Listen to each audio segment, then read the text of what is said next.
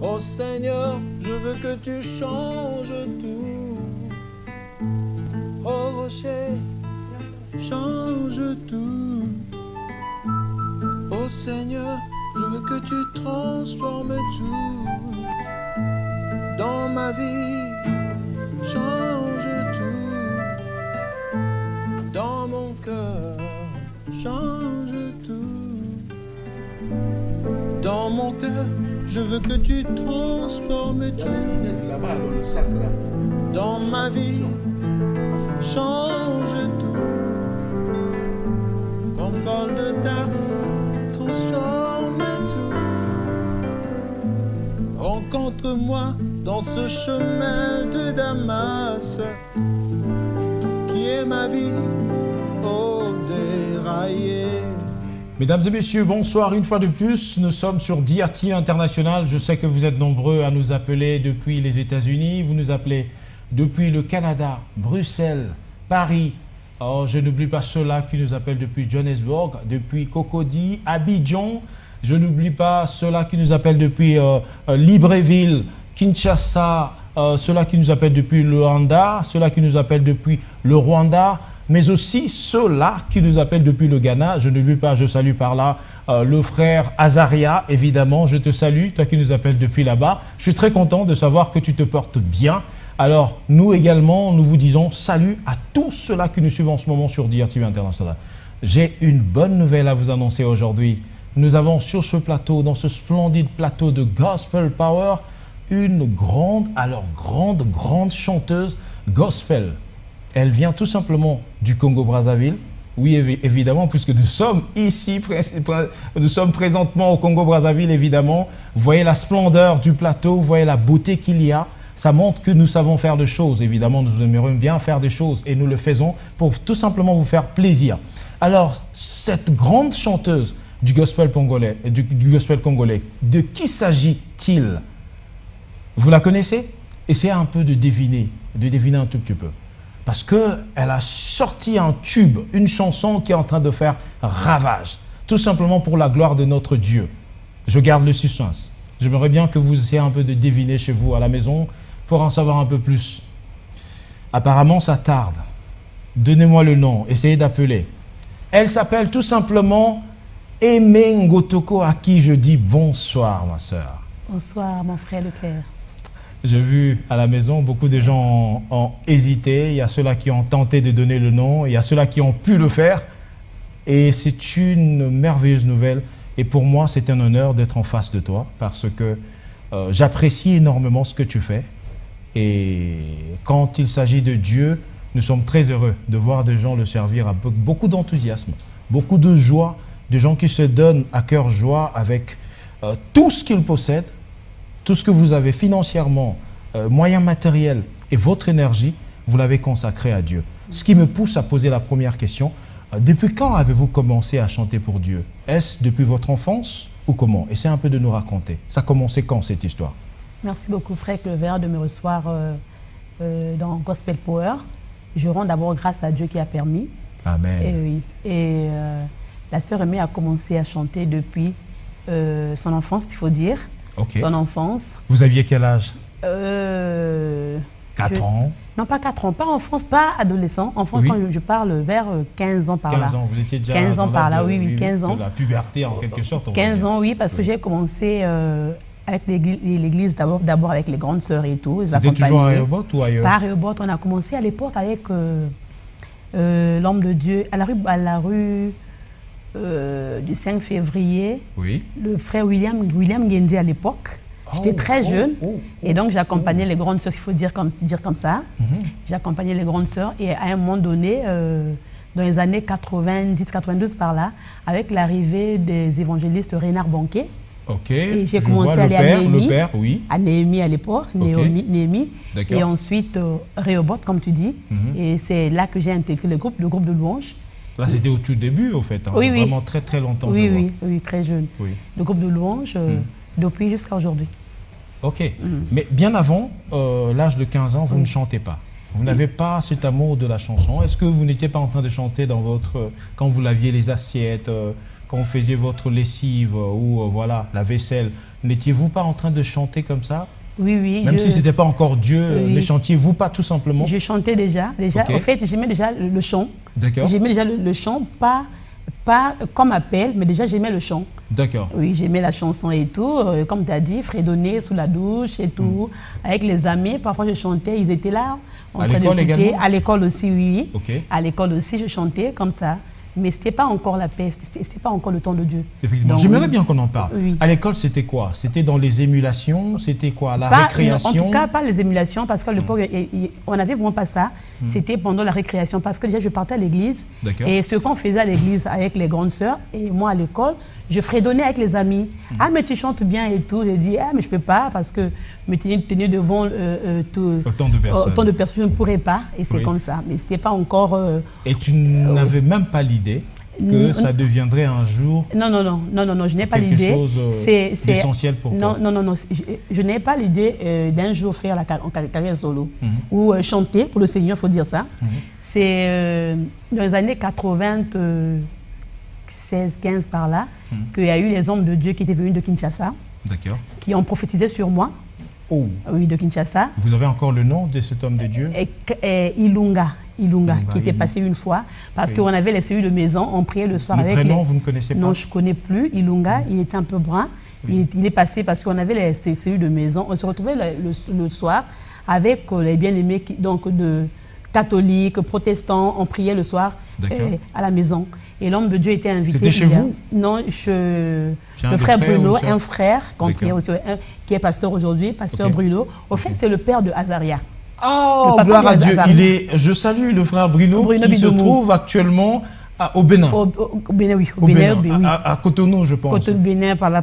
Je ne sais pas trop. Effectivement, nous te saluons là où tu te trouves. On ne sait plus si c'est à Cotonou ou au Bénin. Mais de toutes les façons, on est content et on sait d'ailleurs que tu es en train de nous suivre en ce moment. Oui, c'est un pasteur aujourd'hui. Oh, donc on a commencé ensemble avec le frère Bruno à l'époque, pasteur Bruno aujourd'hui. Donc on priait chez eux le soir, les cellules de maison. Et l'homme de Dieu était invité à arriver. Et dès qu'il m'a vu, il a dit, la sœur aimée, le Seigneur t'appelle au chant. Il dit, tiens, mais l'homme de Dieu n'a pas bien vu parce que je ne vais pas me tenir devant même 5 personnes parler. Je vais commencer par haut. Et ça se faisait comment? Le cœur battait très fort? Trop même. Il dit, tu sentais comme si tu allais mourir. La prophétie là n'est pas juste, pas du tout, alors pas du tout là. Oui. Et après quelques mois, j'ai eu aussi un songe. Le Seigneur m'a montré, oui, genre que je passais dans la rue et ma voix passait à la radio. À la radio, on songe. Il dit, tiens, ça c'est moi. Et le Seigneur me dit, je t'appelle au chant. Je dis, Seigneur, je vais commencer par où vraiment, Seigneur? Là, vraiment, Seigneur. Le débat a commencé avec Dieu. J'ai discuté avec le Seigneur jusqu'à ce qu'un pasteur de Rehoboth va encore m'appeler. De Rehoboth, qui va dire, la sœur, mais tu attends quoi? Tu attends quoi? Parce qu'il était invité aussi à notre réunion de cellules, pas de l'assemblée de cellules. D'accord. Et on a dit, la sœur, mais viens faire un chant. J'ai fredonné, il a dit, mais pourquoi est-ce qu'elle n'intègre pas le groupe de louanges de l'assemblée? Donc, la grande chorale. Ok. J'ai dit, mais je peux pas. Elle dit non, tu as la chose. Ton petit secret. Oui. La peur. Il y a ça. Et voilà, c'est parti comme ça. Après, il y a eu. Tu as accepté cet appel? Il y a qui est aujourd'hui docteur Brice aussi. On était ensemble avec les docteurs Brice, le pasteur Bruno à l'époque, qui m'a encouragé aussi. Les sœurs aimées, il faut y aller. Là, en tout cas, tu as trop traîné. Oui. Tu ne peux pas rester ici, il faut aller, il faut monter. Et j'ai dit, Seigneur, donne-moi la force. Okay. Et c'est comme ça que j'ai commencé. J'ai intégré le groupe de louanges de l'église. À partir de l'âge de 15 ans, et puis c'est parti. Non, j'ai intégré à 17 ans par là. À 17 ans, parce que j'ai traîné un peu. Quelle bonne discussion avec Dieu. Donc vous avez tenu 2 ans avec Dieu. Je pense bien, oui, 2 ans, 3 ans par là. Il ne vous a pas cassé une côte comme à l'époque Israël, vraiment, qui a été changé de nom à Jacob, de Jacob à Israël. Oui, en tout cas, il m'a souvent donné la force parce que c'était pas facile pour moi d'accepter, d'aller sur la montagne parce que la Bible dit qu'une ville située sur une montagne ne peut pas être cachée. Et donc, moi, je ne me voyais pas dans ça. Être sur la montagne, je dis, Seigneur, je ne peux pas. Avoir le regard des autres. Oui, je ne peux pas, Seigneur, vraiment, donne-moi la force. Et c'est comme ça qu'avec l'aide des hommes de Dieu, j'ai pu aussi intégrer le groupe de l'Église jusqu'à aujourd'hui. Magnifique. Mais alors, il y a une autre question qui me vient, puisqu'on est toujours dans cette période, cette épopée. C'est magnifique d'en parler. Moi, ça me fait du bien. Je rentre un peu dans votre vie. C'est votre intimité. C'est quelque chose de très fort. Alors, ça fait du bien. Et en cette période, est-ce que vous aviez d'autres rêves? Parce que vous savez, vous êtes mère, vous êtes femme mariée, évidemment, vous avez une famille.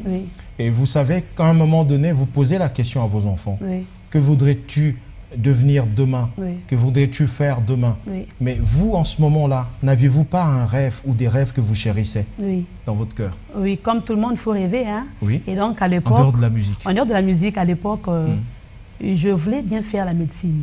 Ok. Je voulais bien faire la médecine, mais le Seigneur n'a pas permis. Peut-être, je ne sais pas pourquoi. Tu n'avais pas commencé, même pas dans les études? Au fait, moi, j'ai fait... bon, Quelle on parle oui. de la sœur aimée. Oui. J'ai fait D. Ok. À un moment donné, à l'université, je suis passée à autre chose, comptabilité, donc ça a tout chamboulé, voilà. Il y avait un problème d'orientation. Ah, d'accord. Un peu ça, donc Ok. voilà. Et je voulais enfin, bien oui. faire la médecine, mais Dieu n'a pas permis, voilà. Oui. Mais est-ce que ça ne vous aide pas, cette idée-là de maintenant gérer les enfants? Quand il s'agit de faire une prescription rapide avant d'arriver à l'hôpital, vous savez le faire, non? Non, parce que je n'ai pas fait médecine vraiment. Juste, non. Vous n'avez même pas d'idée là-dessus? Même pas d'idée. J'ai fait D et puis le Seigneur m'a accompagné. Je suis passée à autre chose, carrément, autre chose. Ok. Oui. Bon, ça on garde, On on garde ne va pas d'abord. vous le dire, hein, on le garde, on le dira prochainement un autre jour. Oui. Bon, alors ça c'est très intéressant. Maintenant, après, on va dire que vous avez accepté d'intégrer le groupe. Oui. Vous avez commencé à cheminer à 17 ans, 18 ans, 20 ans je pense, et après 22, 23. Quand est-ce que se passe ce changement? J'aimerais d'abord, est-ce que tu te maries avant de croire au Seigneur Jésus-Christ ou ça se passait après ta conversion? Oui. Quand est-ce que se passe ta conversion? s'est passée avant le mariage ou après le mariage? Très avant. Ok. Très avant. Oh, qu'il soit béni le frère Mexon. Oui, c'est pas pour... il est tombé entre de bonnes mains. Oui, parce qu'il m'a trouvé à l'estrade. Ok. Je servais déjà. Et je me disais qu'il y aura un jour où le Seigneur permettra que je puisse me marier. Donc, et lui, en cette période-là, si j'étais dans sa tête, il était en train de repérer, de faire un repérage. Moi, je vais trouver une femme chrétienne. Dès que son regard s'est focalisé sur toi, il ne t'avait plus lâché, je pense. Et donc, j'ai commencé d'abord... Non, attends, dites-nous, il ne t'a plus lâché après. Mais ça, c'est le destin. On va rentrer un peu là. Comment ça s'est passé? Raconte-nous, comment ça s'est passé, cette rencontre? C'est comme tu as dit, moi, on s'est rencontrés à l'église. Et puis, on va revenir parce que lui aussi, c'est un frère en Christ. Oui. Ok. Donc, si tu es frère en Christ, tu vois la sœur en Christ où? À l'église. Ok. Donc, dans les rencontres chrétiennes et tout. Convertissez-vous. Vous allez trouver de bonnes à l'église, oui. Parce que toute ma vie, c'est l'église, au fait. D'accord. Comme tu as dit 17 ans, en tout cas, c'est l'église. Magnifique. Donc, j'ai commencé à servir depuis mon enfance jusqu'à aujourd'hui. Avant de me marier, j'étais déjà chrétienne, convertie. J'ai donné ma vie à Christ. Et c'est à 30 ans par là, 30 ans par là, que je me suis mariée. Y a-t-il un avantage à croire en Dieu avant son mariage? Quels sont les avantages? Ça dépend du Seigneur, ça dépend des personnes. Moi, j'ai dit oui. Je ne condamne pas ceux qui ont cru après leur mariage. Mais est-ce qu'il y a des avantages? Pour moi, l'avantage est que tu as déjà Christ en toi. Et tu sais que quand tu te maries, en tout cas, tu es bien préparé. Tu sais pourquoi tu te maries. Okay. Pour te marier parce tu que es enseigné. Ou enseigné. Parce qu'il y a des enseignements également avant le mariage. Bien préparé aussi. Et tu sais pourquoi tu es allé au mariage. Et ce n'est pas pour montrer aux gens que je suis mariée, non. Que votre mari aussi loue l'Éternel. Votre couple loue l'Éternel. Il faut comprendre que Christ soit... Non, juste pour monter la se réjouir parce que, bon, l'autre s'est marié, c'est bien. Mais le but, c'est que Christ trouve son compte dans votre mariage. D'accord, le centre de votre vie. C'est ça qui est l'essentiel. D'accord. On se marie pour ça. Pas pour montrer aux gens que, comme tu as dit, à Bali, c'est là, à faire les enfants, ça sont les accessoires. Mais que le Seigneur trouve son compte dans votre couple, dans votre mariage. Est-ce que tu as un conseil à donner aux jeunes filles actuellement qui veulent se marier ou aux jeunes garçons qui veulent se marier? J'en profite juste. Oui, je veux dire à quelqu'un qu'il faut attendre le temps de Dieu parce que le choix joue de beaucoup dans le mariage. On peut détruire sa vie parce qu'on a mal fait le choix. Associer toujours le Seigneur dans le choix. Associer le Seigneur dans le choix. En tout cas, c'est ça comme conseil. Associer le Seigneur dans le choix. Parce que si on fait un bon choix, ça sera bien pour l'avenir. Si on fait un mauvais choix aussi, ça va nous rattraper. Et dans le mariage, au lieu de passer à autre chose, tu vas commencer à prier ou pour le frère ou pour la sœur, Seigneur, changez, Seigneur, changez. Mais c'est bien de faire le choix avec le Seigneur. Ça ne veut pas dire que la personne sera peut-être parfaite, non. Mais si Christ est là, on saura comment régler certaines choses. Le centre de votre vie. Le centre doit être le Seigneur. Ça ne veut pas aussi dire qu'il n'y a pas de problème. C'est ce que j'ai dit, non. Il n'y a pas de personne parfaite. Mais si Christ est au centre, ça peut arriver que l'un est à gauche, l'autre est à droite. Comme Christ est au centre, on peut toujours revenir On dire sait non. comment laver Pour la ses cause de linges Dieu, sales en famille. oui. On ne sait pas pour la brandir cause de l'autre à Dieu, oui, oui. l'extérieur. Même quand tu as raison, pour la cause de Dieu, tu Tu le diras, gardes, ouais. c'est bon, c'est bon. On laisse Et on passer. saura comment gérer Ah, les choses. Oui. Magnifique. C'est tout un enseignement de tout toute un une vie, ce que enseignement, vous êtes en toute train une de vie. dire. Mais alors, vous êtes adoratrice, vous êtes également chantre de louanges Oui. pour Dieu. Oui. Actuellement, c'est Fata qui est en train de faire bouger. Gloire Ça à apporte Dieu. beaucoup de joie, Gloire une à onction Dieu. extraordinaire, c'est magnifique. Gloire à Mais j'aimerais savoir, est-ce que vous pouvez nous dire, puisque souvent beaucoup de gens se portent à confusion entre l'adoration et la louange, est-ce que vous pouvez nous dire la différence entre les deux? Selon vous, au fait, selon l'entendement que vous avez. Alors là, c'est une belle question. Au fait, la plupart des gens, ou nous chrétiens, on croit que l'adoration, c'est quand le rythme est doux, est très Ok. lent et tout. C'est pas Exact. ça. L'adoration, c'est dire ce que Dieu est. Il est qui? Tout simplement. Simplement. Oh là. Tu es le roi des rois. Tu es l'agneau de Dieu. Tu es le Tout-Puissant. On l'adore. C'est Ok. simplement. Ok, d'accord. La louange, c'est dire ce que Dieu a fait. Il guérit les malades, il ressuscite Ok. les morts. Après une victoire, Très bien. vous déclarez, On peut vous faites proclamer des déclarations, ou même vous faites la proclamer proclamation. avant la victoire aussi. D'accord. On peut déjà Parce que proclamer. vous savez qu'il y aura la victoire et vous commencez déjà à le Voilà. déclarer et le Simplement, proclamer. simplement. D'accord. L'adoration, c'est dire ce que Dieu est. La louange, c'est dire ce que Dieu a fait. Magnifique. Simplement. Ok, donc vous aviez déjà toutes ces explications. Oui. Si vous aviez des doutes ou de controverses tout autour de ce sujet, je pense bien, bel et bien que la sœur Emengo Toko vient de nous apporter un éclairage qui est tout à fait poignant et je pense que nous aimons cela. Avoir des éclairages pareils, surtout pour une femme qui sert Dieu, c'est magnifique. Mais alors, on aimerait également savoir l'autre chose, l'importance de ces deux choses. Est-ce que entre les deux, il y a l'une qui est plus importante que l'autre ou les deux marchent de pair Je entre dirais, la louange et l'adoration dans oui. le culte Je ou dirais dans que- la vie d'un enfant oui, de Dieu, je évidemment. dirais que les deux marchent de pair. Pourquoi? La Bible dit que le Seigneur siège au milieu de la louange de son peuple. Ok. Pour dire que la louange est importante. Quand on le loue, il siège, donc il descend. Et c'est là où on a les décrets. On a la guérison, on a les solutions, parce que Dieu, il siège. L'adoration, autant, la Bible dit qu'il cherche les adorateurs. Ceux-là qui vont l'adorer en esprit ou en vérité. Donc il n'y a pas à séparer et dire que non, ça c'est plus. Non, ça dépend du cœur qui loue ce Seigneur. Ça dépend du cœur qui adore ce Seigneur. Et les deux vont de pair. Alors, il y a une contradiction, on va passer à autre chose, qui est née du fait qu'aujourd'hui, les femmes contredisent l'apôtre Paul. Parce que tout simplement, il a parlé dans l'Assemblée des Saints et que les femmes n'ont pas droit de prendre la parole. Oui. Bon, il y a déjà cette chose qui est née entre Oui. l'apôtre Paul. S'il était ici vivant, il y aurait eu On des allait débats vraiment. entre lui et les femmes. Oui. Alors, toi, tu chantes. Oui. Est-ce que demain, c'est pour devenir pasteur? Ah, ça, Parce qu'actuellement, c'est en vogue, au fait.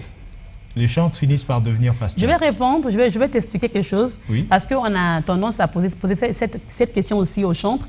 Mais avant, un tel était chantre, pourquoi aujourd'hui il est devenu pasteur? Je me souviens de ma marche chrétienne. À l'époque, on avait des frères où on appelait pasteur intel. Dans sa façon de faire, de servir, on a compris que son ministère n'est pas le pastorat, c'est vraiment l'apostolat. OK. Par rapport à ses œuvres, ce qu'il fait dans l'Assemblée. D'accord. Et on va reconnaître son ministère en tant qu'apôtre. Ok, Mais nous, d'accord. oui, au début... On ne fait pas de a- distinction entre l'apôtre J'arrive, et les oui, 5 oui. ministères. Et donc, au Ok. départ, on disait, il est frère, non, il est pasteur. Et on a vu son travail, on s'est rendu compte que non, l'homme-là, il n'est pas pasteur, il n'est pas appelé au pastorat, il est par contre apôtre parce qu'il implante plus les assemblées. Il n'est pas vraiment sur place comme Il n'est le pas pasteur assis, qui c'est est pas un là, berger. un berger. Il passe par là, il implante les assemblées. Et quand cela arrive, ça ne pose pas problème, hein, parce que oui, on reconnaît. Mais quand c'est un chantre qui devient pasteur, c'est un souci. Ok. J'arrive, Non, mais parce que oui, j'arrive. Je veux te dire Oui, pourquoi ça oui, pose un problème. oui. Ça pose un problème parce qu'on se dit, c'est comme si, vous avez la chanson, quand on chante, on attire plus. La chanson est séduisante. Oui. C'est pourquoi d'ailleurs, lorsqu'on rentre, avant que l'homme ne soit placé sur la terre, vous allez comprendre que Pourquoi le il chef de était- chant, oui, le oui. chef de chant, c'était Lucifer Oui. qui conduisait le chant. Et donc, du coup, il y a un lien entre le chant et la personne, quoique sanctifiée, mais cette chose garde son caractère séduisante. Et du coup, certaines personnes, je suis la voix de sans voix, et donc je dois vous transmettre cela, certaines personnes se disent que les chants sont séduisants. Un chant peut séduire plus qu'un pasteur. Si vous passez tel qu'avec votre chanson Ephata, on le passe avant la prédication, tout de suite vous restez dans la tête des gens. Et donc du coup, certaines personnes disent que vous utilisez ça pour gagner le cœur de membres d'église, et puis en fin de compte, détourner ces cœurs et les amener ailleurs dans vos églises. Je le dis tout haut parce que c'est ce qui s'est dit tout bas. Les pasteurs ne vous le disent pas, mais moi je te le dis tout haut, là à la télévision. C'est comme ça qu'ils pensent. C'est pourquoi tu verras d'ailleurs que certains pasteurs, certains hommes de Dieu ne veulent plus, en fait, donner la part belle aux chantres. Parce qu'on a tout de suite compris que vous volez la vedette au pasteur. Mais pour répondre à ça, déjà, la vedette au pasteur, moi je pense qu'on doit comprendre une chose, qu'à l'église, la personne qui doit être proclamée, élevée ou élevée, être star, c'est Jésus. D'abord ça. Mais quand il y a une malice qui est déjà rentrée. La malice, quand elle rentre, ce n'est plus Dieu. C'est ce qui nous tue aujourd'hui, papa. C'est ce qui nous tue aujourd'hui. C'est-à-dire on a tendance même à piétiner l'œuvre de Dieu parce qu'on se dit, soit qu'il a poussé un tel, peut-être il sera plus que moi. Ça, on n'a rien compris. La mission, telle que moi, comme tu as dit, avant d'évoluer, je ne pense pas être pasteur demain. Comme je t'ai dit, passer au chant là, c'était même pas moi. Hein. On m'a dit il faut. Moi, ma pensée, le leitmotiv, comme j'ai dit dernièrement. Demain, quand tu seras pasteur, tu nous diras aussi la même chose. Si le Seigneur. Tu diras, non, tu vois, quand on était passé avec toi, frère Clever, dans l'émission, je t'avais dit que c'est pas moi. Là, c'est Dieu qui m'a envoyé. Tu nous le diras. Mais quand retenez ce que je suis en train de vous dire. Mais quand je t'ai dit qu'au départ, je ne voulais pas chanter là, on a dit que non, le temps est là. Oui, mais tu nous diras la même chose, que le temps sera là quand tu deviendras pasteur. Pour le moment, en tout cas, le leitmotiv de la sœur Aimée, c'est évangéliser par le chant. Je suis là, c'est ce qu'on m'a donné. Mais s'il arrivait que Dieu te dise de devenir pasteur... Ça, c'est toi qui dis, s'il arrivait, on laisse d'abord ça. La sœur Aimée est là pour évangéliser. On laisse d'abord ça. Je ne peux pas aller dire que je sais que le Seigneur fera... Non. Ce qui est caché est réservé à l'Éternel. Ce qui est révélé là... Un prophète qui est en train de te suivre là pour confirmer ce que je suis en train de dire. Ce qui est caché est réservé à l'Éternel. Ce qui est révélé là est à nous. Je pense que la sœur Aimée est là pour évangéliser par le chant. Et encore dit, mon frère, tu as bien parlé aujourd'hui à l'église, on voit, s'il faut même dire terre à terre, un combat entre les hommes de Dieu et les chantres. C'est un challenge. C'est un challenge. On n'a pas compris. Le but, c'est quoi? Les hommes de Dieu, quand ils montent, ils attaquent les chantres. Voilà. Et les chantres aussi composent des chansons pour attaquer les hommes de Dieu. Voilà. Ça devient comme l'affaire entre Luambo et Tabouley. Donc il y a une dispute. Voilà le monde est rentré dans l'église. Voilà pourquoi le Seigneur détruit notre tour de Babel. Parce que quand il regarde là-bas, il ne trouve pas son compte là-dedans. Son compte n'est pas.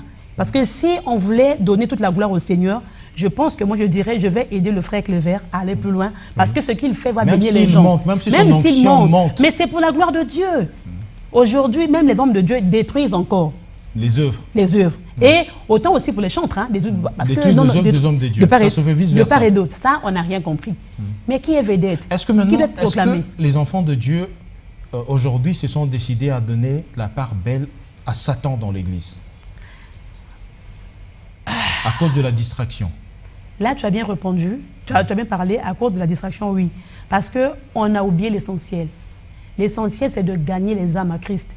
Aujourd'hui, si par ma voix, le chant peut aller loin, comme tu as dit, en dehors des 4 murs. Parce que le frère Clever, aujourd'hui, connaît la sœur Aimée parce qu'elle n'est plus dans les 4 murs de l'Église. Et ce que je fais, peut-être, peut aller plus loin. Au-delà. Et bénir aussi d'autres bien-aimés. Mais si on veut comprendre que c'est pour le Seigneur qu'on le fait, même d'autres personnes pourront dire, vas-y, pousser. Mais... Est-ce que les fruits de l'esprit ont quitté l'Église? Est-ce que Christ a-t-il quitté l'Église? On connaît tellement la parole de Dieu. Christ est là, on étouffe le Saint-Esprit. C'est ça. Mais est-ce que là où on étouffe le Saint-Esprit, il peut encore rester là? Il est là, non? Parce que si on demande pardon, on reconnaît notre tort, il dit quoi? Que si mon peuple sur qui est invoqué mon nom, s'humilie et prie, il fait quoi? Il nous pardonne, non? Il nous pardonne. Il est là, mais il nous regarde faire. Comme on veut tirer le drap de notre côté, il nous regarde faire. Mais... il n'a pas sa place, il va faire quoi? Faites comme vous voulez. Si on lui laisse la place, il sera là, il va revenir. Parce qu'il n'est pas comme toi et moi qui gardons rancune. Il n'est pas comme ça, le Seigneur. Il regarde. Il dit que je me tiens à la porte et je frappe. Donc il est très poli, le Saint-Esprit. Il nous laisse faire. Si on dit Seigneur, prends la place, il vient et il agit. Bon, voilà. Puisque tu le dis que Christ est là, le Saint-Esprit est là, moi je ne fais que dire En tout cas, je ne ferai que dire ce qui est dit tout bas. Ce sont comme des tabous. La voix des sans-voix. Moi, je suis la voix des sans-voix. Tu vois, il y a une chose que tu ne peux pas dire à la sœur Aimé Ngotoko. Il faut me transmettre par SMS, même sur WhatsApp. Tu connais mon WhatsApp, tu connais mon Facebook. Envoie-moi la question, je vais la poser en tout cas librement parce qu'elle va nous répondre. Ne vous en faites pas pour ça. Est-ce qu'entre vous, puisqu'il y a le Saint-Esprit, oui. Ça veut dire qu'il y a l'amour. Oui. Là où il y a le Saint-Esprit, il y a l'amour. Un amour agapao, l'amour inconditionnel. C'est l'amour de Dieu.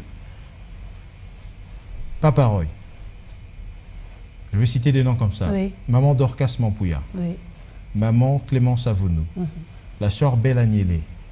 Vous avez ici le frère Jaurès. Oui. Là, vous avez le frère Christelle Chango. Vous avez ici de l'autre côté la sœur Mélissa. Vous avez le frère Medley, Mehdi Medley. Vous avez, qui est-ce que je peux encore citer? Le frère Brel, le frère Brel, le couple Brel. Vous avez la sœur, on va dire la sœur Ankemi, Ruth Ankemi. Vous avez la sœur Oli Djambo, voilà, que je salue en passant à Paris, à la sœur Ruth Ankemi, qui vont effectivement être là, je pense, d'ici peu de temps aussi, pour l'organisation d'un grand événement que je salue, Brazza pour Christ. Alors, est-ce que vous avez la capacité de vous unir tout autour du nom de notre Seigneur Jésus-Christ? Je prends du temps parce que je sais que c'est important. Je sais où je vais aller avec ça. Aujourd'hui, on entend Ephata. Prenez votre mal en patience. Je vois que vous voulez répondre. Ça bouillonne dans votre cœur. C'est pas mal. Vous avez Ephata qui est en train de prendre de l'ampleur. Et nous aimerions que ça traverse les frontières. Et moi, je pense que ça se fera. Mais est-ce qu'aujourd'hui, les noms que je viens de citer ont pu vous faire, ne fût-ce que une vidéo esquissant ou chantant un peu cette chanson? On sait qu'aujourd'hui, on a des réseaux sociaux et on peut le publier aussi pour rendre le nom de Dieu grand. Est-ce que ceux-là ont fait cette démarche? Ok. Sois sincère. La vidéo, non. La vidéo, non. Mais par contre, il y a d'autres bien-aimés, dont tu as cité les noms, qui m'ont écrit sur YouTube. Inbox. YouTube. Okay. Et d'autres ont écrit sur Facebook pour dire, sœur Aimée, c'est bon, c'est bien, vas-y et tout. Mais moi, je vais dire une chose. En dehors de ces bien-aimés que tu as cités, je vais parler la manière du Congolais, notre façon de faire. C'est-à-dire, tu peux faire quelque chose de bien. Là, je laisse les chants en train, je prends le Congolais. Le Congolais, oui. On n'a pas la chose là. C'est-à-dire, accompagner les autres, même liker sur Facebook. La fibre patriotique. Oui, tu vois. Je rappelle ici, c'est 5 500 000, pratiquement, c'est ce que nous dit l'UNESCO. 5 500 000 d'habitants. Ça veut dire que si 1 million cliquait sur la chanson, tu avais déjà 1 million de personnes. Mais là, je vous parle, on n'est qu'à 18 000 vues. Je pense que le frère Mexan peut nous rappeler 18 000 vues en une semaine, en 2 semaines et demie. En une semaine et demie. C'est déjà pas mal, mais je pense qu'on aurait dû faire mieux. Et je vous demanderai de faire mieux. Là, en ce moment, cliquez. Allez-y sur YouTube, c'est juste écrit Ephata. Vous avez F-P-H-A-T-H-A. T-H-A, oui. Voilà, c'est ça l'orthographe. Oui. Allez-y, cliquez. Vous allez voir tout de suite quand vous cliquez dessus, puisque c'est la chanson la plus vue actuellement, la chanson gospel la plus vue. Donc, vous allez cliquer, aimez tout simplement et likez. C'est une manière de soutenir. Vous avez mis un méga, vous avez mis un giga. Mais ne passez pas outre ce soutien. Vous vous dites patriote. Comment diriez-vous que vous aimez votre pays si vous ne manifestez pas cet amour par rapport à ce qui est produit ici au Congo? Donc je fais un appel solennel à tous ceux-là qui se trouvent ici dans le pays, au Congo-Brazzaville, maintenant ceux-là qui se trouvent à l'extérieur du pays, mais aussi ceux-là qui se trouvent à Kinshasa. Vous imaginez l'amour que le peuple congolais a pour le gospel congolais de Kinshasa. C'est gospel et aimé sans entrave. Et il y a une chanson de la sœur Aimé Ngotoko qui a, on va dire, une allure, une onction extraordinaire. Je pense que si vous likez cette chanson, la bénédiction va aussi retourner vers vous. Donc faites-le. On continue un peu sur ce qu'on disait. Les gens l'ont dit, oui, effectivement. Donc notre manière, le Congolais, comme tu as dit, tu vois, quand on a commencé, j'ai commencé, je ne t'ai pas dit, en carrière solo l'année passée.